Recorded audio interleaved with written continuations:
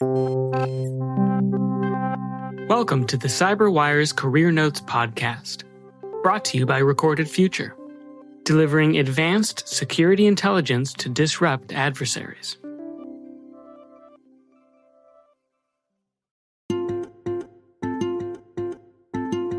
My name is Richard Torres. I'm the Director of Security Operations at Syntax. For some reason, I was just taken by all the police shows, SWAT, Mod Squad, and I grew up always wanted to be either in law enforcement or security. And when I had the opportunity in high school, I joined the Air Force Junior ROTC. Several years later, I wound up working as a senior drill instructor at a maximum security boot camp for at-risk youths. The one thing that was very, very distinctive about juvenile justice is you don't have the same tools you have working with adults. With adults, they're less concerned with treatment, and with juveniles, the way the facility is set up, it's still very secure, but it's not run at all like a prison or a jail. The idea was we have to create an environment that we could be functional in. So it was very, very different than other security positions where you are primarily focused on keeping certain things out. So it really gave me a different perspective on security.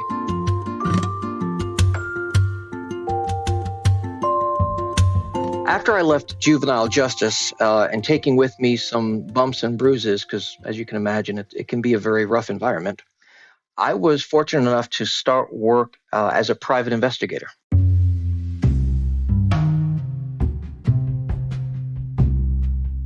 And I did that for about 5 years, working cases such as insurance fraud, injury claims, child custody cases, and I worked in that field for about 10 years.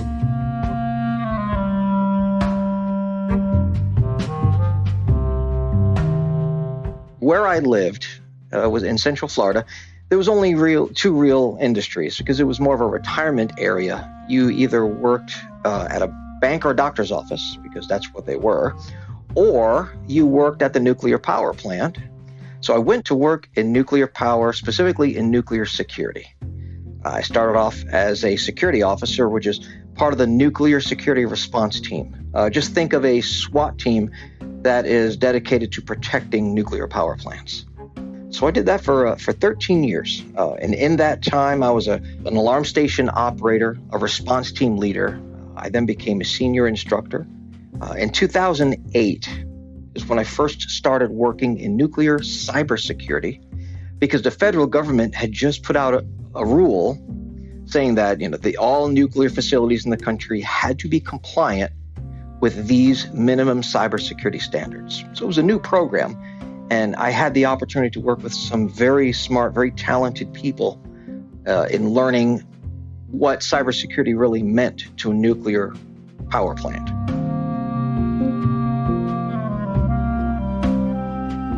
So after about 10 years of that, I left there to work as a cybersecurity engineer consultant. There, I got to work with multiple utilities in the US, Canada, UAE, and Japan, and help them set up things like their incident response program. So that was a really fascinating deviation, going from carrying a rifle and body armor to now just carrying around a laptop and thumb drive. Surprisingly, and I wasn't prepared for this when I started the job, coming from physical security, diplomacy wasn't really a requirement. Going into cybersecurity, I learned that diplomacy was at least half of my job.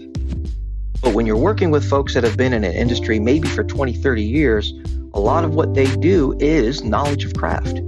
And they have to feel comfortable sharing that with you, saying, well, I just do it because I've always known how to do it, and they've trusted me. So that diplomacy really pays off when you're trying to get honesty and be steered in the right direction. So I left the nuclear industry and now work at Syntax, which is a managed cloud hosting firm. And I'm the director of security, which includes compliance, physical security, engineering, governance and compliance, and so forth. And the way I describe it is where you put your data in the cloud, my team and I are responsible for making sure that that data is protected, the facilities that that data lives in are protected, and the data while it's traveling or at rest is in a safe state so no one can do it harm.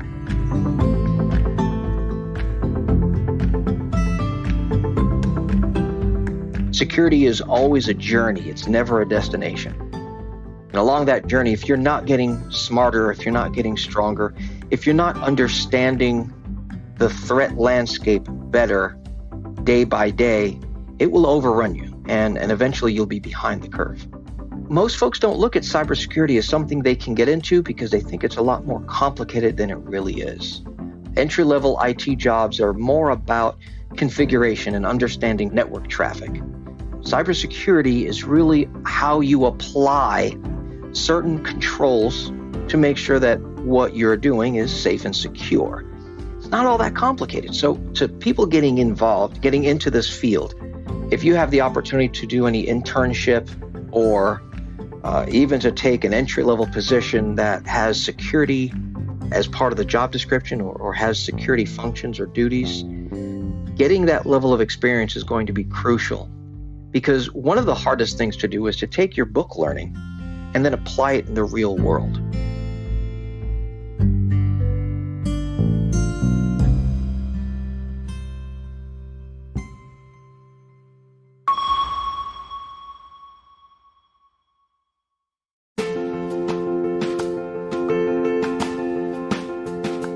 This CyberWire Career Notes podcast is made possible by Recorded Future. Recorded Future delivers the world's most technically advanced security intelligence to disrupt adversaries, empower defenders, and protect organizations. Subscribe to Recorded Future's weekly podcast, Inside Security Intelligence, to go inside the world of cyber threat intelligence. Each week you'll hear stories from the trenches, details on established and emerging adversaries, and insights on the cybersecurity industry. Visit recordedfuture.com/podcast or wherever you get your podcasts to learn more.